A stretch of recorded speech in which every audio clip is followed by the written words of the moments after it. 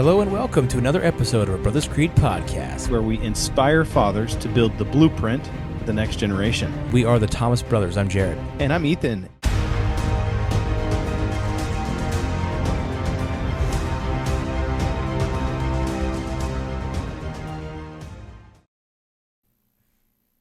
All right. So today we are excited to talk about this episode. It's maybe a little bit different episode. This one we're going to be talking about. Jared and I each came up with several what-if scenarios. We were just having a conversation, and we were like, what if this never happened? What would the world be like today? And it kind of sparked some interesting conversations and thoughts. And so Jared and I each came with three different what-if scenarios. Maybe they have to do with people or history or technology or I don't know. Mm-hmm. But these are kind of like real life what if scenarios. It's not like what if the aliens blew up the moon or something like that. This is like a little bit more possible scenarios. Yeah. And so we're going to kind of talk through, we'll share our what if, and then maybe a couple of our own thoughts, and then we'll just kind of have a conversation about it. And, I was talking with Jared before, and I was like, man, what's the likelihood? Because we don't know what each other's what if stories are. And I was like, what's the likelihood that one of our what ifs is like exactly the same? I was like, it's probably pretty high. But I said 7 out of 10. 7 out of 10. One of them, I think two of mine, I think they're probably pretty different. But one of mine, I think that is more likely that you might choose this one as well. We'll see. Okay, I tried to go unique, so we'll see what happens. Very good. All right, so you want to go first or me go first? You go first. All right, so this is the one that I think you will likely have already done. This is the one I think you likely maybe would have done as well, but we'll see. So this one, and I've mentioned this one before, but I'll set the mood here. So The year is 1944, and Germany, and Hitler has been the Chancellor of Germany for 11 years. In June of that year, the Allies landed on the beaches of Normandy and were pushing to liberate France. So the D-Day. The tide is starting to turn a little bit.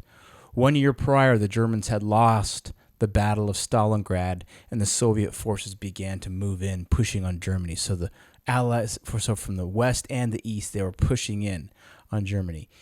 And in July of that year, there was a meeting assembled with Hitler and some of his top folks at a place called the Wolfslehre.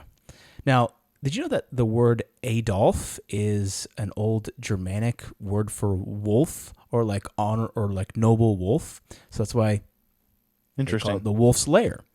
So the Wolf's Lair was this like kind of forward command complex that was set up in Poland, and it was kind of a secret base where Hitler could make plans, and he could be close to the action but far enough away to where it would be safe. So in this meeting, there was a group of generals that were discussing some plans and things like that, and there was one man in attendance named Klaus von Stauffenberg.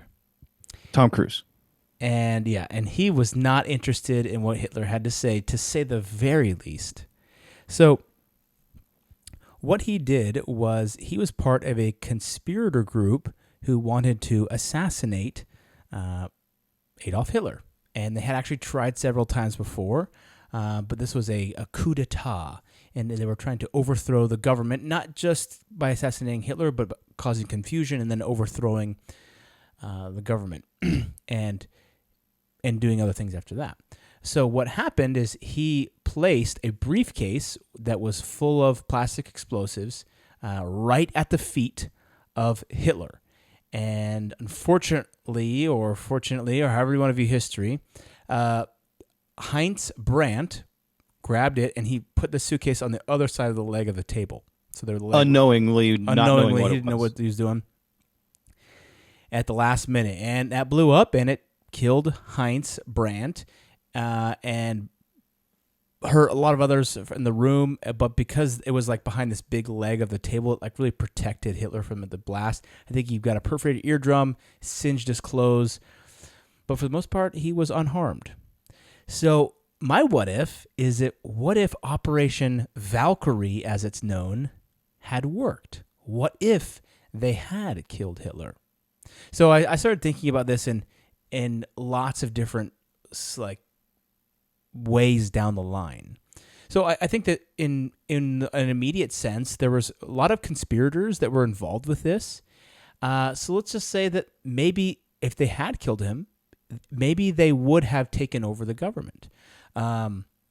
There were after the aftermath of this Operation Valkyrie, the Gestapo arrested over 7,000 people, and there was 4,980 of them were executed for being or thought to be involved in the coup. So that's almost 5,000 almost 5,000 people who were executed that would probably still be alive. And one of the things that this group wanted to do is that they could kind of see that Germany was losing. And obviously they didn't like Hitler from the beginning. They wanted to broker a truce and just stop the bloodshed. They wanted to stop the war. I was kind of digging a little bit into like what the major battles were that happened between this time and the end of the war. But the end of the war was 10 months later when it actually ended. So there was still a bit of bloodshed that was going on, but there had already been a significant amount of bloodshed. So you can think about all the people in those wars that would have survived.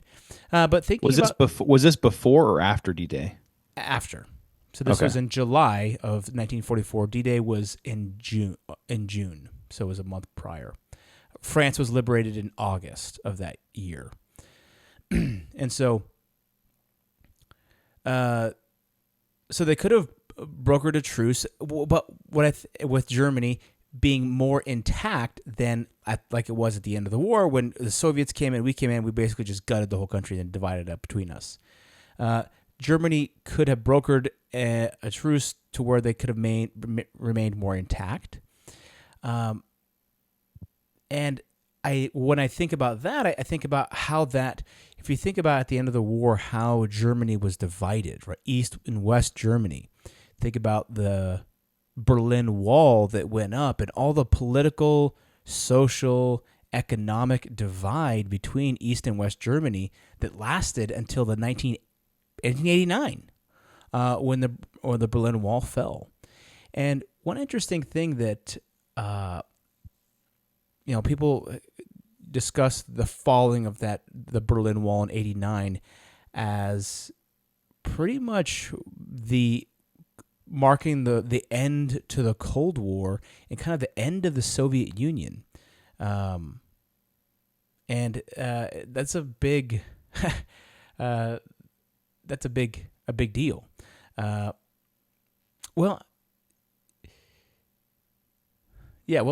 not the end of the Soviet Union, but the end of the Cold War. I'll say that. But so like this effect of how Germany ended that war lasted until today, and even until today, I was reading that there's still some differences in how culturally East and West Germany is, and you have two totally different types of governments that were in existence there, and that was a really big deal, even into our modern era. So if that Operation Valkyrie had, had that worked, I think the lives of a lot of different people, even up until the 80s and 90s, when that was freshly done, would have been impacted majorly by that difference. Yeah, that's interesting. I wonder if, and I guess that late in the war, there was probably, I don't know, maybe there was more people opposed than there were for Hitler in his endeavor. But I wonder if also maybe there would have been like a second Hitler, some other type of Nazi leader who was staunch, Nazi party and would have taken over. Or maybe. Or if that 4,500, 4,600 people that were executed that were part of the coup, that were part of the coup. You know, who knows if all of them were or Yeah, weren't. yeah. I wonder if that party would have been stronger than the current, you know, Nazi party, or if if that would have thrown Germany into enough of a uh, kind of confusion to really make a difference, or was there enough other leadership in place or someone else that was bad enough to kind of take the Reich? Yeah, yeah, absolutely. But also, do you think the Cold War would be the same? If we hadn't, maybe that would be a little bit different. Since we didn't divide up basically Germany and own two parts, and there wasn't all this tension between East and West Berlin, which was kind of a flashpoint between the two. I know that Yeah. Cuba was a big thing as well, but it could have changed a lot of that.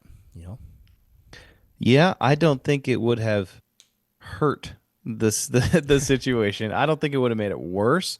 I think if anything, if that would have happened, it it, it would have been an attempt at a course correction. Um, but I would have I don't know.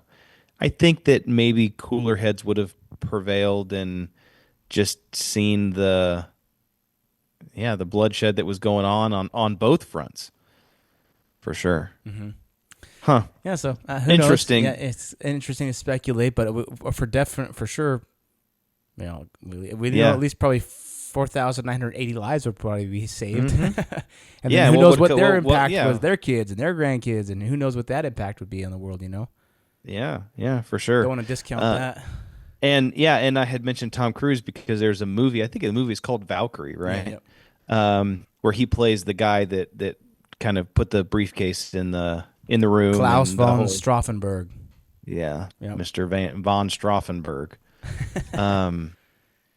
Yeah. Cool. Well, that was a good one. Yeah, I did not use that one. Okay. That was a good one though. I didn't specifically think of that one, but all right. So my first one is, what if the United States never made the Louisiana Purchase? I did kind of think about that one. That's an interesting So- idea. Yeah. So a little bit of history on the Louisiana Purchase, right? So the 13 colonies basically went. They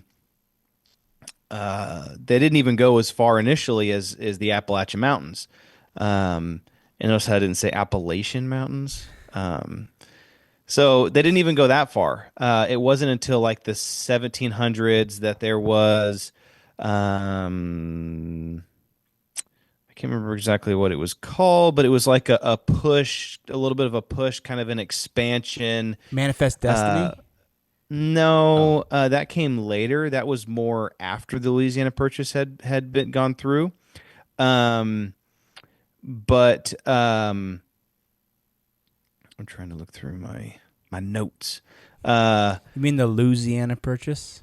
Yeah. So basically, in 1803, the United States only went up until the Mississippi River. The at that time, Thomas Jefferson was the president of the United States, and basically from the Mississippi River, which runs north south mostly, west all the way to the Rocky Mountains. So basically to like, I don't know, almost to California. The Rocky Mountains, like Colorado. Well, and a little bit further. Okay. And a little bit further. Was 'cause you- owned by the French. Yeah. So it was owned by the French. Napoleon, at that time, they owned the land. There was some kind of treaty between them and Spain to where France got ownership of that territory, most of the western United States. I think up into Spain owned kind of Mexico, and then up into California, and I think kind of a little bit closer, maybe into Utah and kind of that area as well. So it expanded just kind of past the Rocky Mountains. So in 1803, the United States bought 828,000 square miles of territory from France for $15 million, which equates to 4 cents an acre. And this doubled the size of the United States. And so at this point, Napoleon, he needed the money for his wars that were going on in Europe, and he kind of lost interest in North America. He attempted to take over Haiti at some point, which maybe was better back then. I don't know, but he didn't. He Doubt it. probably did a good job, not pursuing that. And that kind of went awry, and he was just like, I'm tired of this North America stuff. I don't want to spread myself thin. So he sold the United States, and he was running out of money, and he was, as we have learned before, preparing to march to, what was it, St. Petersburg, or was it in Russia, or he took all those Moscow. guys? Moscow. Yeah, Moscow. He took all Winter those guys, campaign. and Yep. yeah, the suicide march. Yeah. Seriously. So, so he did that, and who was there? Who lived in this territory at the time? So obviously there was quite Comanches. a few, yeah, Native American nations, including the Sioux, the Cheyenne, the Comanche, the Kiowa, and kind of a bunch of other ones that lived out west. There was also a lot of French settlers and Spanish settlers because it was originally owned by the Spanish before the 1800s. And so, and it had several large cities in it, which is New Orleans, which is a huge port city in Louisiana, and then St. Louis, which was almost like the door to the west. And so that was also a large city on the Mississippi River.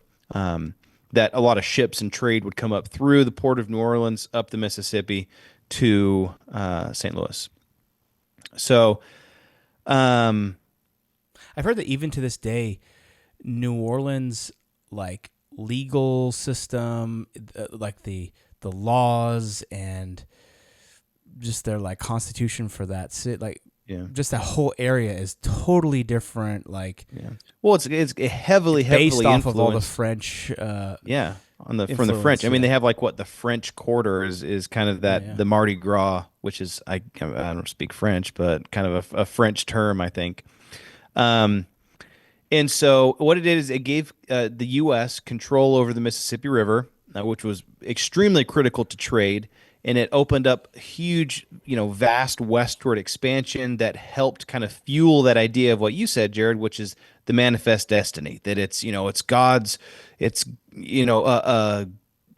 God's gift or it's our purpose in God to travel out west. It's our destiny, it's what we should do, that westward expansion. And there's lots of people did for lots of different reasons, whether it was religious freedom or whether it was just from an open land perspective. You could go out and claim land and different things like that. So really kind of interesting. So what would things be like today? What if the United States never made the Louisiana Purchase? And so obviously, let's say that potentially, obviously these are what if scenarios, but the United States could be just New York to Florida and North Carolina to the Mississippi River, right?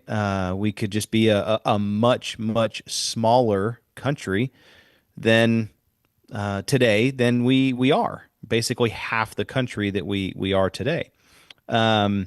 Now, and the other portion of the country could be owned by France or potentially a stronger Britain. Britain was France's rival at the time. They could have, obviously at this time in the early 1800s, the United States was its own country. We had already kind of separated ourselves from the British, and we were a standalone country. So, but they could have, come back around, and they could have purchased all that, and they could have on the other side of us. So who knows what that would have looked like? Kind of having that divide down the Mississippi River. There would have been no kind of manifest destiny. There would have been no westward expansion to a certain extent, at least from a United States perspective. Um, New Orleans would not be a United States city or St. Louis. Those are some of the. At least New Orleans is one of the largest ports in the United States as far as trade goes. Yeah. Um, Texas likely wouldn't be part of No, the union Texas- as well. yeah, They Texas would be was kind on- of, I mean, they would yeah, be the other- disconnected Yeah. country of their own, basically. yeah, and so yeah, I think that would have been potentially a huge nation on our western border that could have potentially been almost like a United States Canada relationship, which I think over the long run, one of the things that the United States has going for us is just the vast size that we have. And Yeah. if that did happen, how would that potentially have affected things like the Civil War, right? Would there have been a Civil War if I know it wasn't that much later than 1803, but still, it's like, I mean, how much more can you divide a country? Yeah. I mean, you think like one of the things about the defensibility of the United States is that we're coast to coast. So there's this continuity of the country.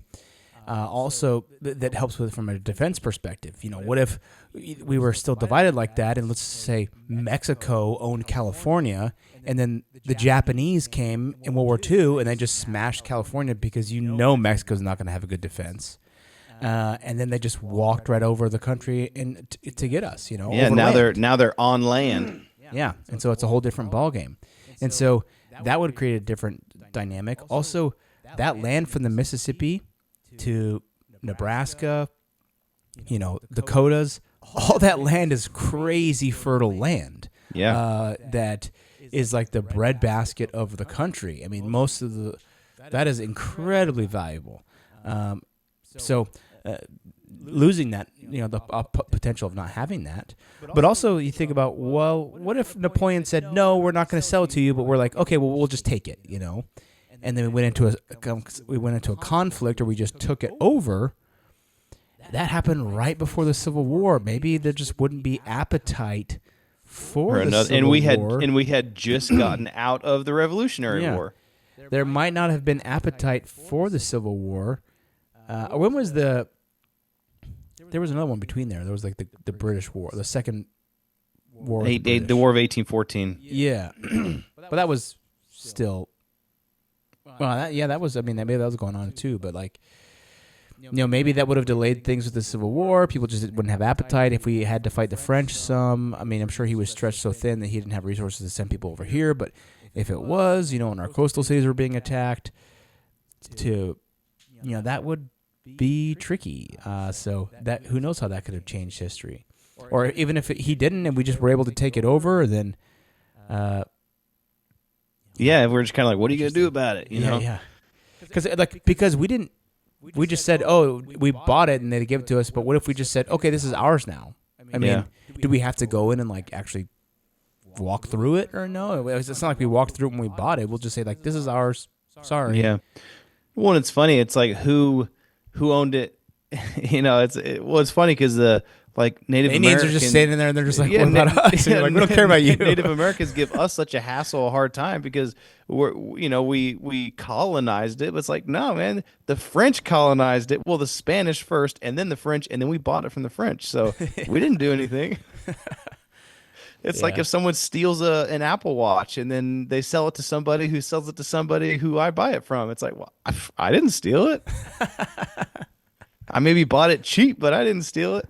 Oh, geez. Yeah, so that's an interesting one. I think that's a pretty good deal in all that acreage. You think about the mineral rights and everything that's in that acreage. Oh my gosh, it's just so valuable. I think that was a smart thing to do. Just like buying Alaska. Alaska was a smart move too. Yep. That was a good purchase. Okay.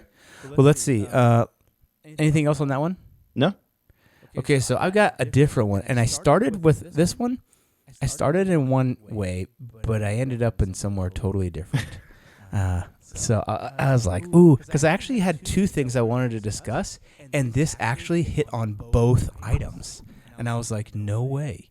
Okay, so this is kind of like a 2-in-1, but really it all comes down to one tiny key.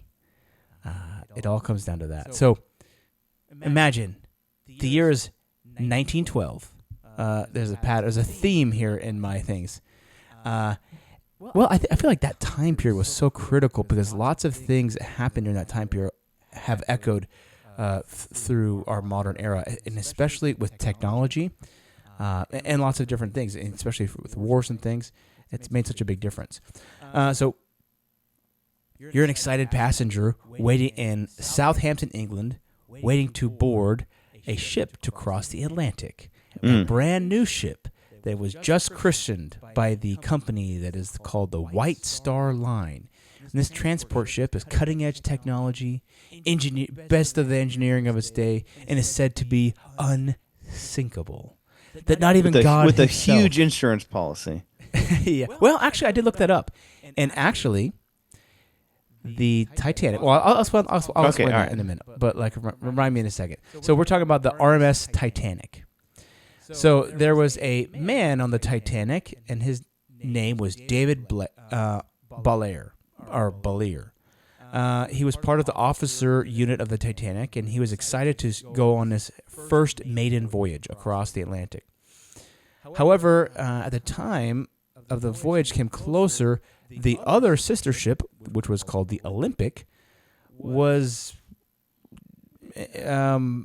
doing something was going on with it. I didn't really research into exactly what was going on with it, but they decided to take some of the captain and crew from that ship and put them over to the Titanic. And so they replaced the leadership team on the Titanic. And so the new chief officer basically said, okay, you're out of here, to David Balair, and he was dropped from the officer lineup. So in some of the letters that he had written to his I think his sister, he had was very sad about having to leave. He kind of knew about a week ahead of time that he was going to be off the Titanic, and he wasn't going to be able to do that maiden voyage. So when he left the Titanic on April 9th of 1912, he was upset. He got booted off, and he rushed off, and he forgot to give back the key to the binocular locker. And the binocular locker of the Titanic was used by the guys in the crow's nest. Back then, they just had a guy in the crow's nest looking out with binoculars to see if there's icebergs ahead, and I'm sure they still do have people that do that on ships. I mean, obviously visually, but I'm sure you have satellites and different things now that can somewhat help you with some of that. But being able to look out and see what's ahead of you is critically important. And as we know, the Titanic hit a iceberg and it sunk and killed everybody aboard.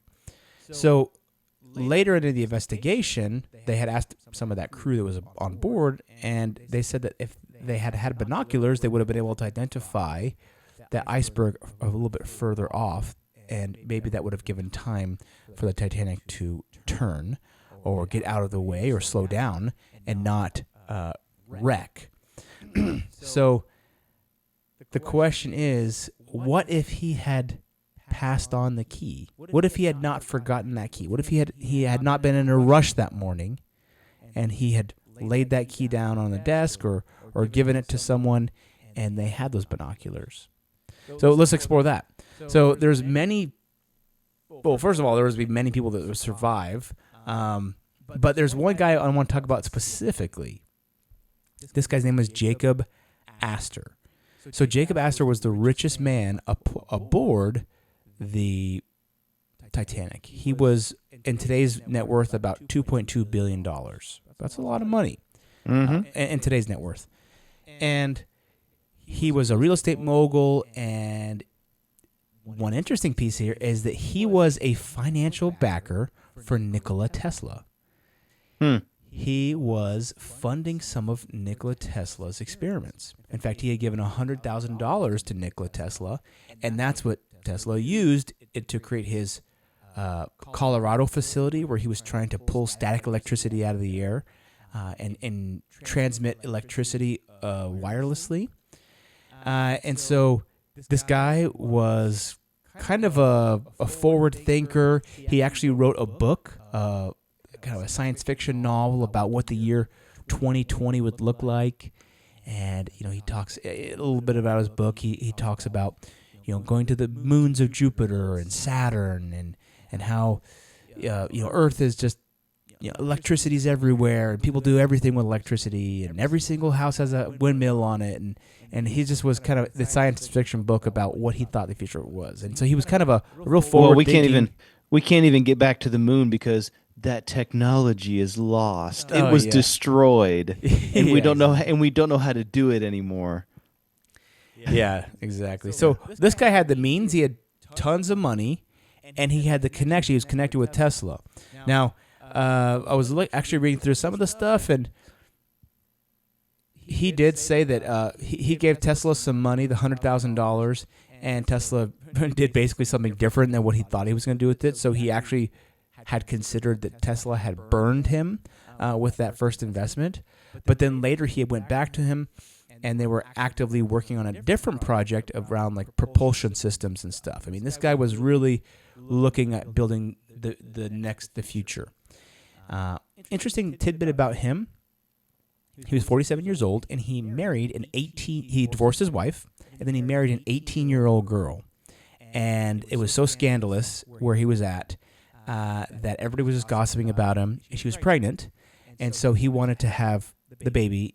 They wanted to have the baby in the United States. So they got on the Titanic to escape the gossip and rumor mill around where they were at and head to the United States. And she was kind of fragile, so he got a nice suite on the Titanic so they could go to the United States, and she could have the baby there, and they could get away for a while. So that was an interesting tidbit about why he was on the Titanic.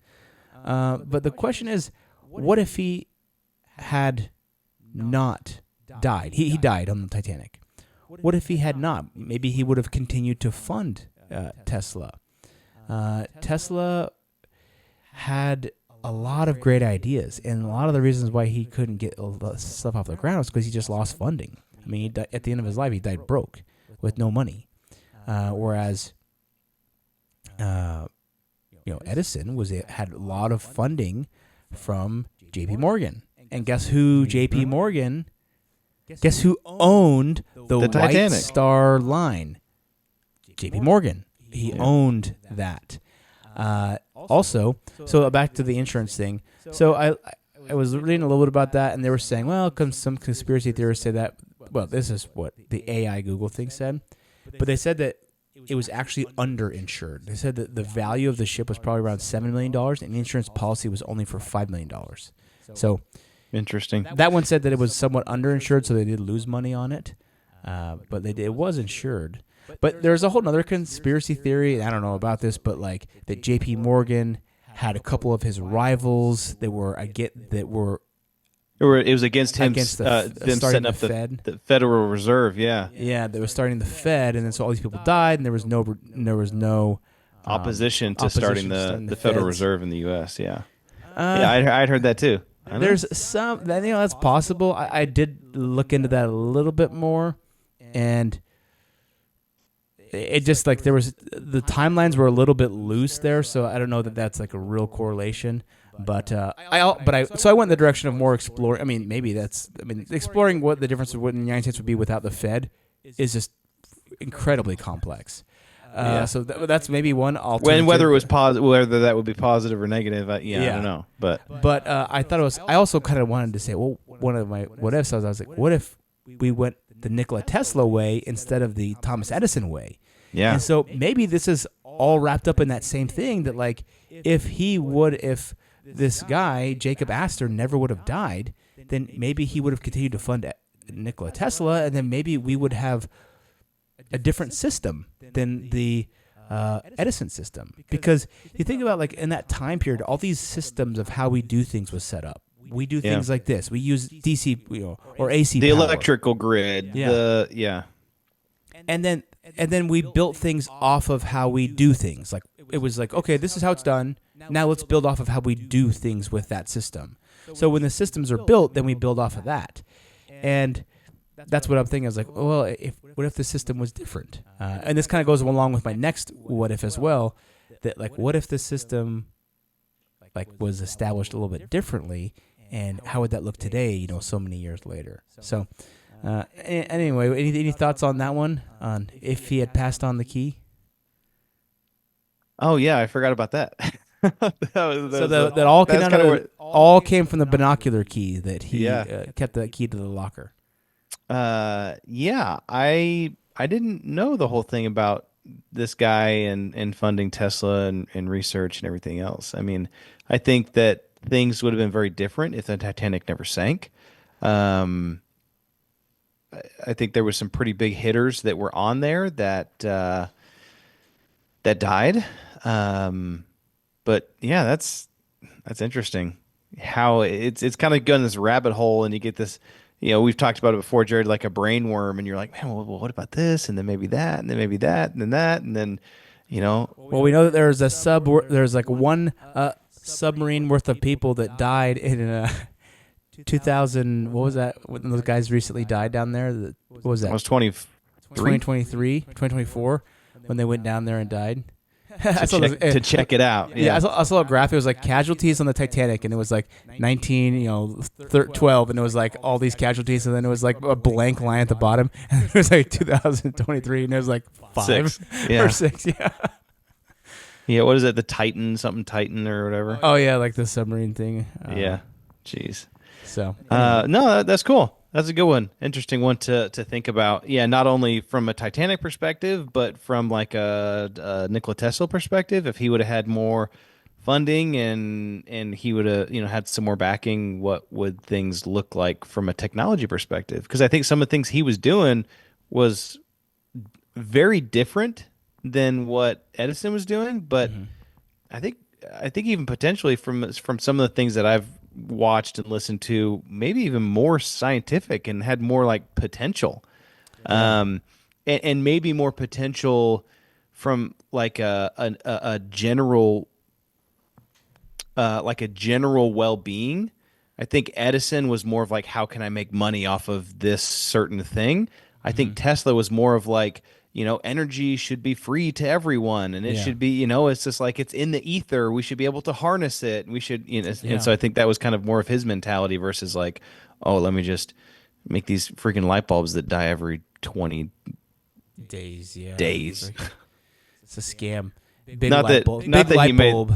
Yeah, not that he made those. I think some of the original light bulbs are like still lighting, like Yeah. shining today. But There's one other piece of it I thought was interesting. You know that when Nikola Tesla died at the age of 89, all of his papers and documents were seized by the government. And guess who was the evaluator of all these documents to determine whether they were legitimate or not? let me see, Thomas Edison. No. Oh, Name that you'd recognize today. I think it's a Trump. John Trump. Donald Trump's uncle. oh, really? He was the one that Donald Trump's uncle was the one that evaluated it all. And he said, "Oh, it's all hogwash or whatever." No, I guess Edison wouldn't do it because he was older than Tesla, I think. Yeah, yeah. Interesting. A Trump. Very interesting. Maybe he kept Maybe he kept the secrets of Nikola Tesla. Yeah, maybe he kept the important documents. Yeah. So Interesting. Well, they confiscated him as a matter of national security. They said. Yeah, So who right. knows? All right. Well, that was a good one. So my next one is similar to kind of timing of my first one, but a little bit before. So my what if is, what if the American Revolution would have failed? So Sad state. yeah. So the revolution itself, right, was a gamble. The colonists were up against, at that time, what was the most powerful empire in the entire world. And if France wouldn't have joined our side towards the end of the war, and if we would have lost some of the key battles that we ended up winning, what could it have been like? And so I don't know. As I was kind of going through, I thought of like some possible outcomes and things that obviously the colonies would have remained British and continued under British rule. I would suspect that there would have been much more control just in general. Right? If they would have won the war, then they would have just sent tons more people over here. Sympathizers of the crown and probably tons more soldiers and everything else just to make sure that nothing else happened. Um, Another interesting thing I was looking up kind of some timing and stuff like that. I guess slavery was abolished in 1833 in Britain, wasn't until 1865 in the US, so potentially, that would have been different. But really, I guess how enforceable is that? There would have been continued, and I was even thinking about it. Well, maybe like 10 years down the road, maybe there would have just been like another revolt if they just continued to tax the colonies and just continue to go and go and go. Maybe we would have never done the Louisiana Purchase like we talked about, so that one kind of feeds into the other. Yeah, yeah. There would be no constitution. We'd still be under British law.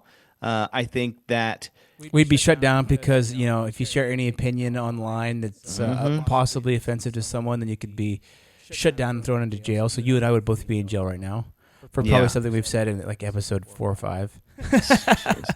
so. I think that we probably would have ended up more a country like Canada or maybe even like India, where you're under British rule for a certain time period, and then it's like, in the when did India gain its independence? The British just kind of gave it to them. Yeah. It was like I don't know. I think it was like mid 1900s or something or early 1900s, or I can't remember when it was, but Yeah. it's like, we'd be driving on the left side of the road, the wrong side of the road. Um, I think so. I think eventually the United States would have gained its, let's call it independence, but I don't think it would have looked the same. I don't think we would have the Constitution. We I would don't probably think, be a part of Canada. yeah, potentially. Yeah, because similarly, Canada was British ruled and then eventually gained its own independence. But Yeah. I guess you never really think of it like that. That we look back on it, we look back on the Revolutionary War, and we're like, oh yeah, man, easy win, right? That But wasn't it was easy, like yeah. it was like a super toss up. Yeah. I mean, it's like it's a tiny group of colonials going against this massively equipped and trained British army. That's like, these guys. If anything, it's a miracle that the colonists, were able to pull this off. So when you look back at it with that lens, you're like, oh man, maybe it wasn't such like, oh, we got this in the bag type thing. It's hindsight's always 2020. And I'm grateful that it ended up how it did. Um, Well, yeah, interesting. but yeah, kind of an interesting thought. What would today look like if the revolution wouldn't have worked? Maybe we would be speaking the Queen's English. Yeah, well, Who that would knows? suck. There are worse things to speak. Yeah, yeah. Yeah, definitely are. I mean, one thing that I will say though is that even with that, I think one of the things that makes the United States such an amazing country is just the the environment, right? It's you go to we have so much, I guess, differentiation. You have, and I don't know how to Just like best diversity of say it. Yeah, environment, it's like diversity basically. of environment. You have the north, the south, the east, the west. You have beach, you have desert, you have fertile land, you have this. Like, I don't think it's just like, even if it did go that way, and I'm not trying to throw any country under the bus, but I don't think it would just be a burning trash heap, right? I think that the people in the United States would have, even though if it was under a different rule, they would have thrived just as much, just because of how the Yeah. United States Just the is. people, Just the people, yeah, and the well, it's yeah. the people. I think that the people Yeah, they have this American spirit, and I think that that American spirit was embodied in the revolution. But I think that people had that, and you think about the American spirit as the ability to survive, strong. You know, people who came to America, they had to be strong, man.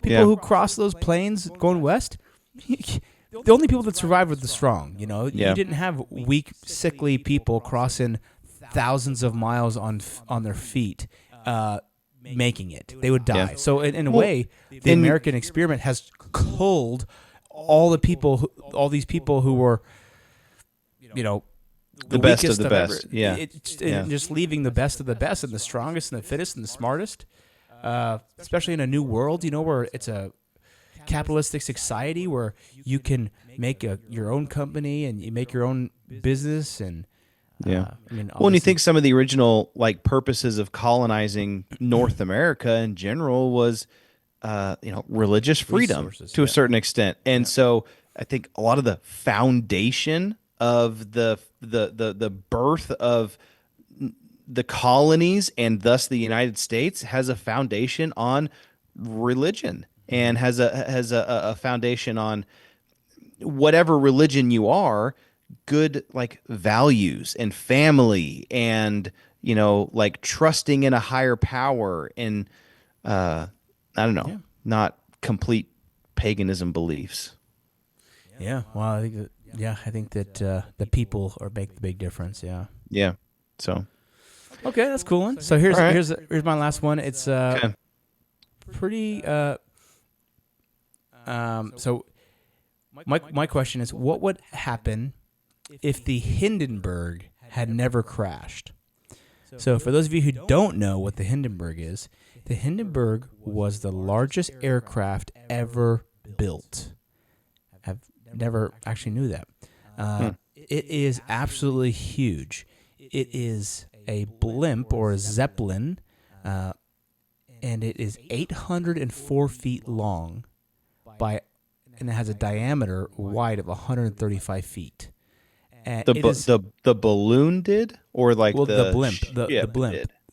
the blimp, Okay, because the blimp was carrying like a like yeah. a I'm talking about the whole thing. Okay. Yeah, the whole thing was 800 feet long. So that's like 3 times the length of a Boeing 747. Mm. It's actually almost bigger than the Titanic. A little bit smaller, a little bit shorter than the length of the Titanic. Yeah. I mean, this thing is huge, very big. It would be shocking to see that In the sky, yeah, that'd in be the like, sky. what the heck? And it was flying. It was like they basically referred to it as like a flying hotel. There were passenger cabins, sleeping quarters, dining room where people spent most of their time. There's even a smoking lounge, and a bar and some other amenities as well. So one of the interesting things about it is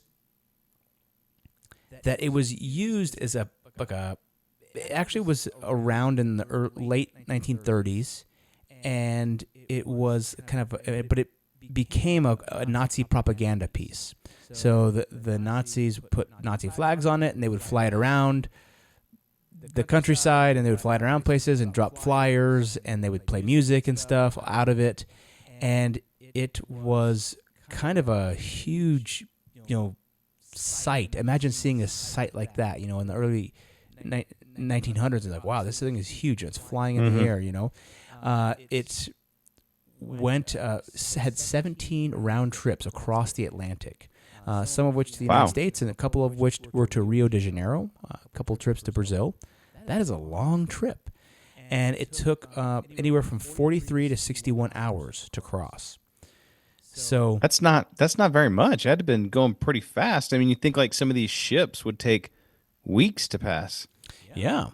So, I mean, think about Titanic. I mean, it takes, I don't know how long the Titanic would have taken, but this is only, 20 years later, and you're able to, I mean, from what I understood, the tickets were fairly expensive. They were like $200, which in today's dollars, they were saying is about like $3,000 to get it on this. But, I I mean, it's pretty freaking cool. Like I was looking at some of the pictures and stuff. Like you're sitting in a dining room and you just go look over at these windows that you can look out, and Yeah. they open the windows, and it's just like oh my gosh. So they had there were actually some. And so what happened is that there was a situation where the thing came over, and they had thrown the lines out to bring it down, and this was in like New Jersey, I believe, a small town where they were docking it, and they believe the idea is that they believe that by dropping those lines, there was some static electricity that built up, and it ignited the hydrogen, which was what allowed the airship to be buoyant in the air. Now, why did they use hydrogen? Well, because at the time the only place to find helium was at a couple oil fields in the United States, and there was like a helium block. The U.S. wasn't exporting helium at that time, so that's why they decided to use hydrogen. Now, today, Which is highly explosive and flammable. So they believe that there was some static electricity. There's also conspiracy theories of sabotage. There's even conspiracy theories that Hitler was mad that it was named the Hindenburg, which was the president at the time that it was created in the late in 1937, and not the Adolf Hitler. And Berg, so Adolf Hitlerberg. yeah, something. So it was. Who knows? They don't really know exactly why. They believe it was because of static electricity or something that happened. An accident, but it just exploded in this big ball of fire. Some people survived actually, but there was a bunch of people that died with it. Less than I think 20 people died. But what I want to talk about is that explosion effectively ended the blimps usage in the world. People saw that, they were like, "Heck no, am I using that?" So there was a couple other things that did kind of kill the blimp industry, like planes being able to travel much faster and whatnot. But if the Hindenburg hadn't have crashed, I think that maybe we would be living in a different world where blimps were used a lot more. Obviously, blimps are very temperamental to weather and things like that, winds. But they're such a cool thing that I think it would be so interesting if we still use those. And then actually I was doing some research, and there's a resurgence of blimps now in some of the different countries like China and United States, and others are starting to make new blimps and stuff like that to see how that might incorporate into our lives and our societies as a green way to move mail or packages or these different things.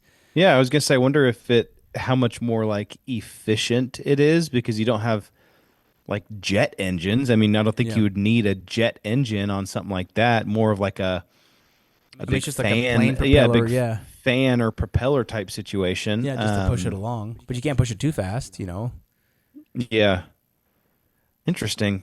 Yeah, I think it's curious why. I mean, why didn't they build another one? And maybe it's just because it was just like the end of its Hindenburg time. actually did have a sister ship that was very similar, but it never flew. It just, people were done with it, man. They were just it never had any passengers on it, and people just were done with those blimps, and they were just scared because of that disaster. Yeah, it could have been the cruise industry of the future. Yeah, Instead of Carnival cruise ships, it could have been like, I don't know, Hindenburg cruise ships. Yeah, but I mean, think about, how do you think? I mean, the Titanic went down. We still have cruise ships out there. We still have that's true. Transatlantic ships. We've got lots of examples of things happening, but the industry marches on. But that event totally killed the industry, and the thought of although I wonder if that and things. Yeah, I wonder if that maybe was a catalyst for the aerospace industry in like creating more, like better and more efficient airplanes, because they're like, oh well, we're not doing this blimp thing anymore, so maybe let's put more focus and energy and resources into airplane research. I wonder if that kind of sped up that world. Yeah, maybe. Instead of having kind of split resources going towards blimps and airplanes. Yeah. Well, World War One, there were airplanes, right? And then, but even in World War One, the Zeppelins were used for bombing raids and things like that. I mean, Yeah, I mean that makes anybody sense. who's ever played Red Alert 2 knows that the Zeppelins are the best for bombing. Yeah, yeah. So pretty cool, though. I mean, that would be cool to kind of have a leisurely stroll, open the window, and just see out below. Mm-hmm. But if I thought I was going to get That'd be blown up crazy. in a minute, Yeah. that'd be very concerning. I wonder how high they'd go. I wonder if they were if they flew as high as commercial airplanes. Well, like I don't think so. 30,000 feet. Because or the if it's, cabin's not much lower. pressurized. Yeah, they're kind of low going. The cabin's not pressurized, so. I mean, they literally had windows open. People were looking out the windows that were open, so they couldn't go that high. So Interesting. Anyway, yeah. What's yours? Right. Well, my last one was an interesting one. We already kind of have we have some insight into what this could have looked like in the movies, because there was a situation where something similar to this happened. The Man in the High Tower? No. So this one is, what if COVID-19 would have killed half the world's population, like some people said it was doing? CNN. Yeah. So what if half of the people, half of the world's population, would have died from the COVID-19 virus? And so I say that there's kind of similarities to this, because our good old boy Thanos in the Marvel movies, in the Avenger movies, he snapped his finger and Spoiler alert. Yeah, and basically he removed half of the entire population of the universe, wasn't it? Yeah. And so, especially on Earth, right, you had people that were mid basketball game, and just half of the whole population of Earth just disappeared in a puff of smoke. Now, this would be different, right? This wouldn't just disappear in a cloud of dust, but this, I guess breaking it down, right? If half of the world's population died between 2020 and 2022, then number one, that'd be absolutely terrible. And number two, I mean, just starting from the top, right? I think there'd be just crazy, panic and just economic and social collapse just in general, with billions of people dying across the United States in a relatively short span. You're having government leaders, you're having healthcare workers, you're having truck drivers, you're having all this construction, you're having all these different things. And really, it's not like it's not selecting who dies and who doesn't. It's almost maybe not completely at random, but depending on maybe your health or whatever else, maybe it might leave more healthy people in the United States, or in the world. I mean, so maybe only the healthy survive. Maybe it just kills the old and the Really maybe old or really young, or maybe just the old and people that are sick.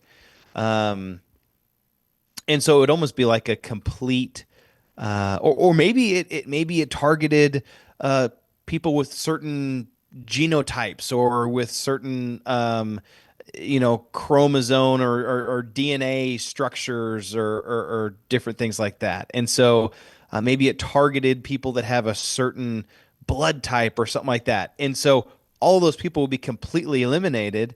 And then that would potentially change, just from the natural selection of the people that reproduce and keep having kids over the next years. Would we do changes of people? Would our DNA change? Would our would people be taller? I don't know. I think that's natural selection is a thing of the past, especially in first world countries.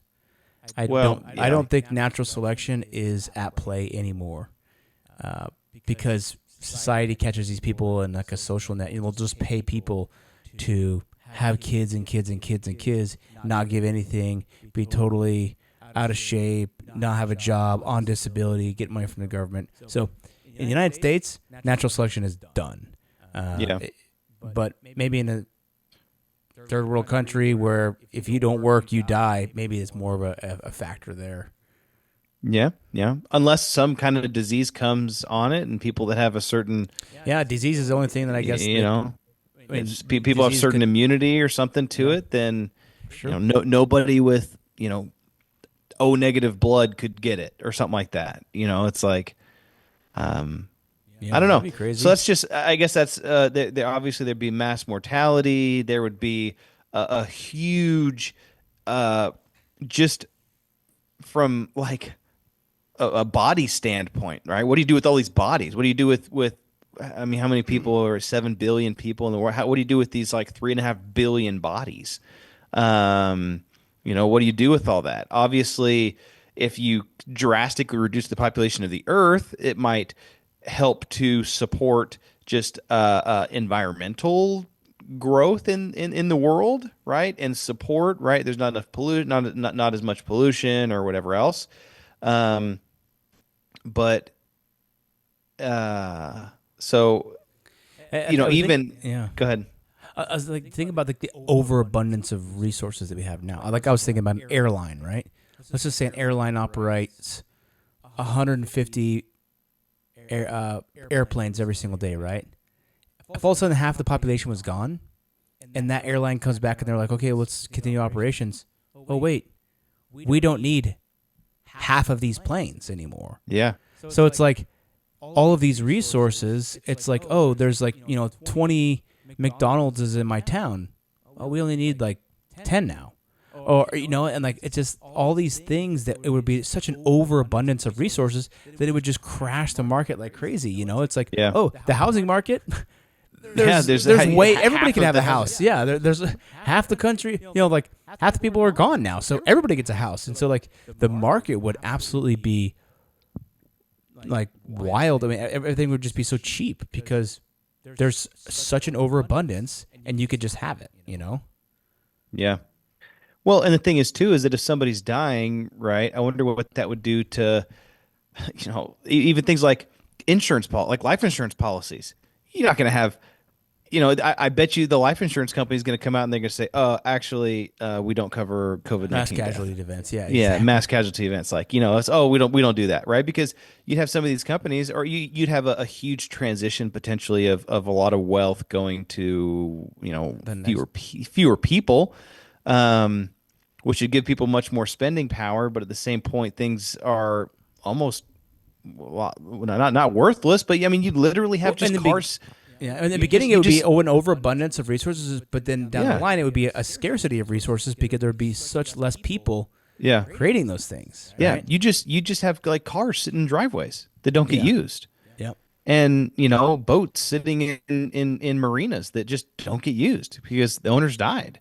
Yeah. And so would there be some kind of like you can stake your claim to something if it hasn't moved in 6 months, then you can stake your claim to it, or yeah. if you can prove that everyone in a house Is dead or something. is dead, or and there's no next of kin or something like that, then you can claim it for yourself.